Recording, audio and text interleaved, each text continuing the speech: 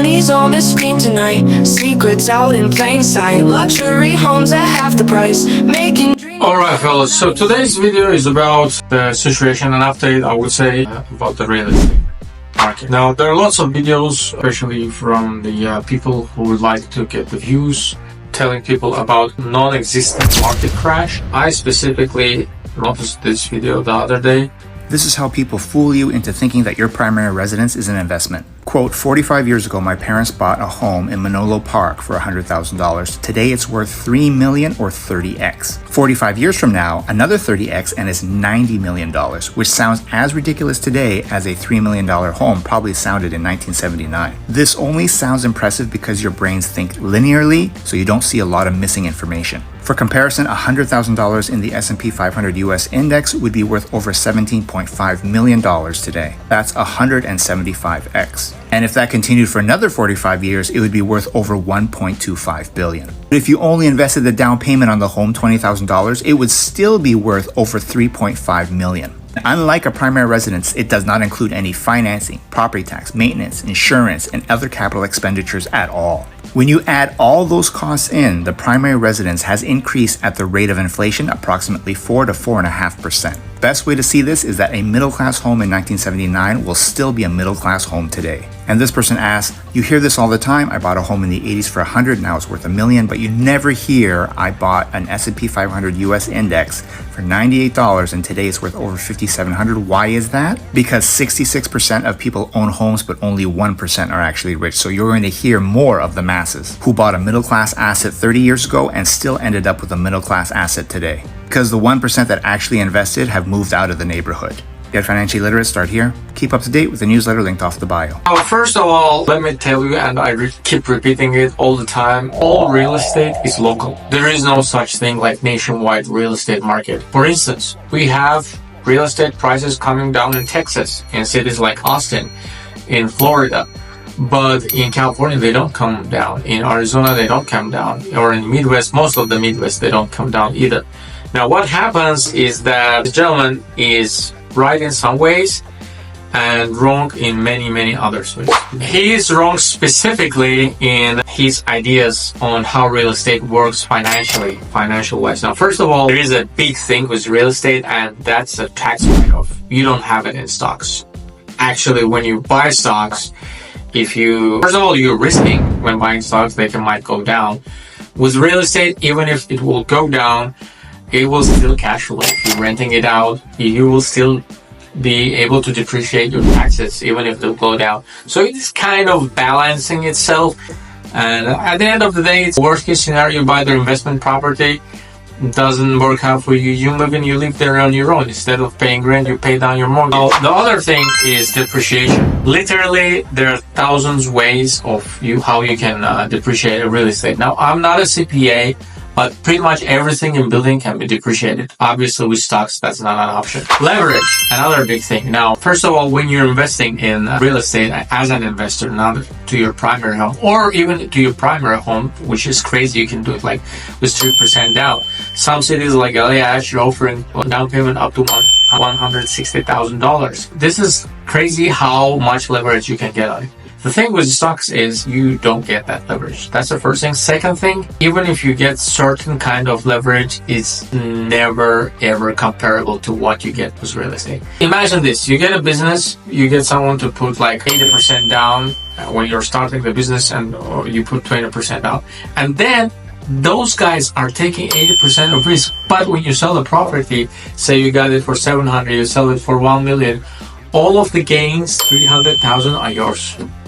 Tell me other business model where it is possible. Thank you for watching, and I would like to mention that this video is sponsored by my company. We help landlords to maximize their rental income. Normally, we take the property, say it's been rented for $3,000. We'll help landlord to make about $5,000 and charge about 10% from the profits. This is what we do. If you guys interested, if you're a landlord and looking for that company that would help you with getting more rent, just letting you guys know, I'm also a realtor in California. Any part of California you're looking for real estate, property for yourself, live with a family, or for investment, I'm your guy. Feel free to hit me up in the DM. I mean, he actually talks about primary residence, which is understandable, but in other types of real estate, when you invest, you get a cash flow. I mean, there are still stocks like Apple and some others that will give you dividends, but that's not even close to what you get from the real estate. Appreciation is crazy. Yes, according to him, stocks do appreciate better.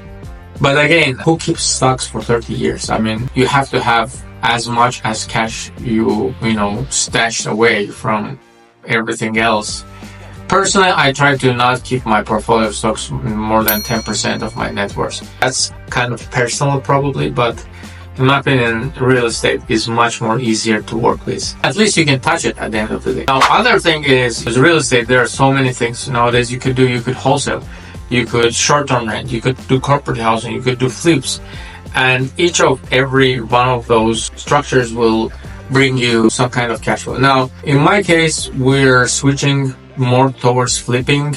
We actually flipped a property that we got for $560, probably invest somewhere around $40K in Santa Ana, California, and we sold it for $700, I believe, or it was $750. But the point is that you can snowball that. Now we're getting a bid on the property that will be somewhere around $760, and after repair value is somewhere around $1.2 million. The point is that it's pretty much unlimited how much forward you can go with real estate. So, I had some interesting potential flips today that I was walking through, and I will be sharing those with you guys. Let me know what you think. Also, I'll share the videos of before and after flip that we did. So this is the first house auction.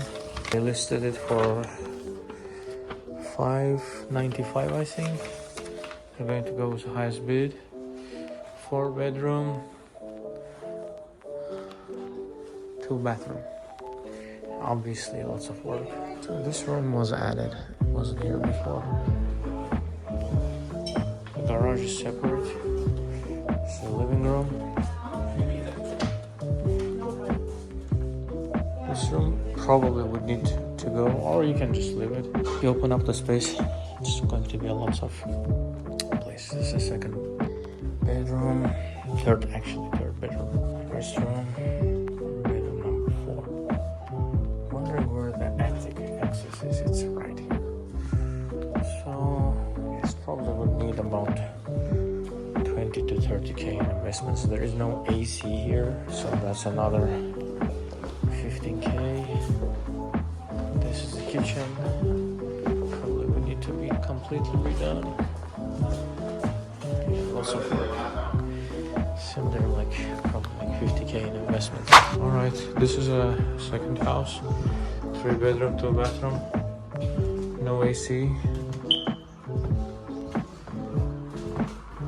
This is a toilet. So the other one was a little bit better condition. And it wasn't lifted. How this one is lifted. Also is looking towards the road. That one was backing up to the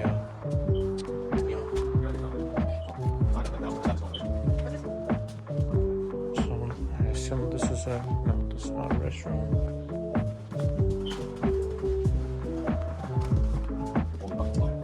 This is the first restroom.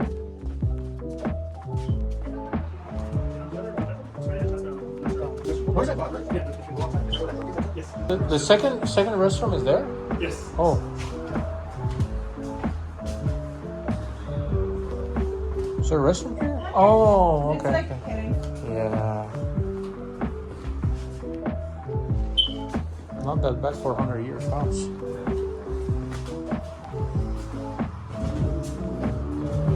This is the second house. I mean, honestly, I think this house, both of them have same amount of work, but this will have little more work because it's a lifted house. Everything, all the plumbing and everything is under the house. The other one wasn't lifted. It's just cosmetic, but still lots of cosmetic work. The house on Leon Street, much better neighborhood. So she is asking for 900 something. But they will go on market on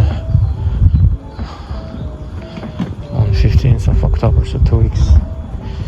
I'll try to do the offer before that. I think it's so this is a third house, actually the fourth house on the Ross Street. Those are avocado tree, huge avocados. But anyways, There is a small, they call it casita, a small house in the back. Looks like someone was living here.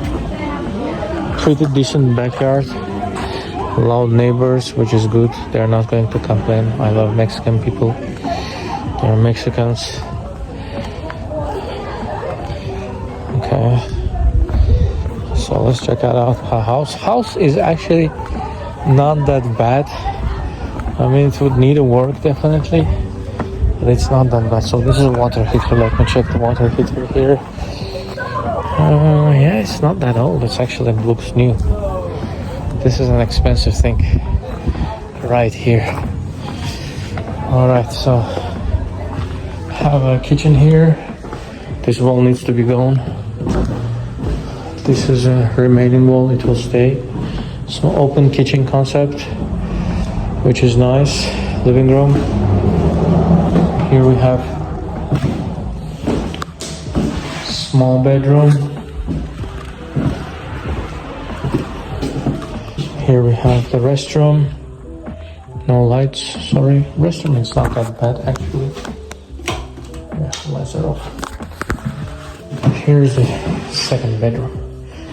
So what can be done is there are two things could be done.